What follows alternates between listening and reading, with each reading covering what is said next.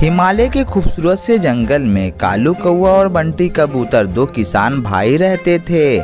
कालू कौवा का बड़ा भाई बंटी कबूतर बहुत ही ज्यादा लालची था। धोखे से उसने मरती हुई माँ से सारी संपत्ति अपने नाम करवा ली। एक दिन बंटी कबूतर अपने भाई से कहता है, कालू, माँ ने सारी जमीन मेरे नाम कर दी है, लेकिन तू मेरा छोटा भाई है, मुझे तुम पर दया आ रही है। एक काम कर, तू जो बाहर वाली जमीन है तू उस पर खेती कर, और वहाँ पर एक पेड़ भी है, उसी के ऊपर मैं घर बनाकर अपने परिवार के साथ वहीं पर रह।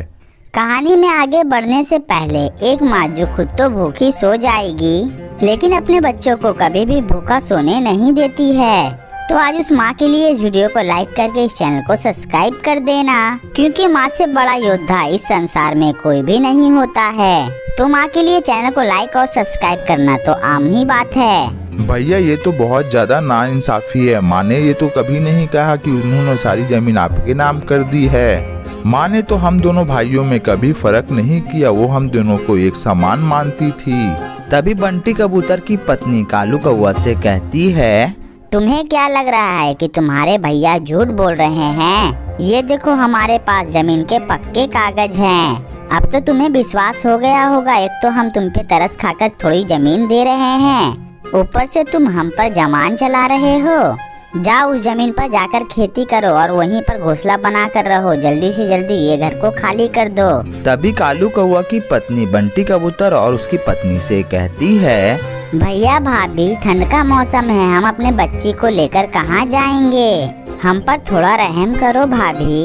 अब तुम दोनों कहीं भी जाओ, तुम दोनों से हम लोग का कोई भी लेना देना नहीं है। दोबारा हमारे पास नहीं आना, नहीं तो हम लोग धक्के मारकर घर से निकाल देंगे।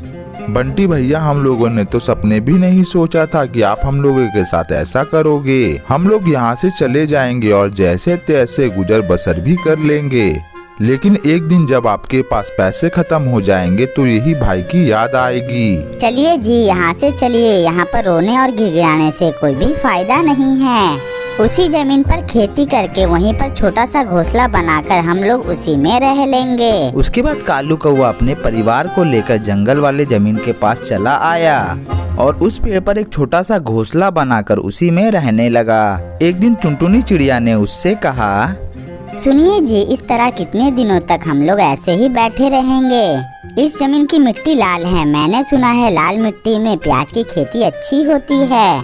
क्यों ना हम लोग प्याज की खेती करें? प्याज की खेती करने से हमारे घर का हालत भी ठीक हो जाएगा। ठीक है टुनटुनी, मैं अभी बाजार जाता हूँ और प्याज के बीज लेकर आता हूँ। थोड़ी देर के लिए कालू कौवा सोचने लगता है, हे ऊपर वाले, मेरी पत्नी कितनी ज्यादा अच्छी है, मेरे बुरे वक्त में भी मेरा साथ दे रही है। और मेरा एक खुद का भाई था जिसने मुझे इतना बड़ा धोखा दिया। हे ऊपर वाले, मेरी प्याज की खेती अच्छी कर देना, लेकिन मेरे पास बीज लाने के पैसे भी नहीं हैं।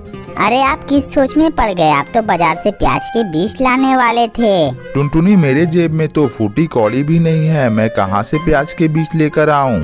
ये लीजिए मेरी मंगलसूत्र, इसे बिक्री करके प्याज के बीज लेकर आइए। जब प्याज तैयार हो जाएगी तो उसे बिक्री करके मैं अपनी मंगलसूत्र छुड़ा लूंगी।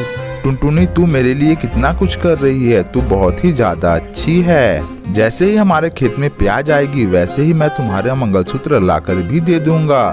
फिर कालू कौवा बाजार से जाकर प्याज के बीज लेकर चला आता है और अपने खेत में प्याज की खेती कर लेता है। अच्छी देखभाल और समय समय पर पानी और खाद डालने से प्याज की खेती अच्छी होती है। दोनों पति पत्नी अपनी फसल को देखकर बहुत ही ज्यादा खुश हो रहे थे। अजी, सुनते हो, फसल तो बहुत ही ज्यादा अच्छी हुई है। बस एक दो दिन में प्याज को निकाल कर बिक्री कर देंगे। एक दो दिनों के बाद कालू कौवा अपने सारे प्याज को ले जाकर मार्केट में बिक्री कर देता है। ये देखकर कालू कौवा बहुत ही ज्यादा खुशी होता है और खुशी खुशी अपने घोंसले में आता है और वो अपनी पत्नी टुनटुनी चिड़िया से कहता है, टुनटुनी देख, आज हमारी सारी प्याज बिक्री हो गई। हम अपनी प्याज ऐसे ही रोज बिक्री करेंगे और कुछ दिनों में ही अमीर पंछी बन जाएंगे। फिर देखते ही देखते कालू कौवा प्याज की खेती करके बहुत पैसे वाला हो जाता है।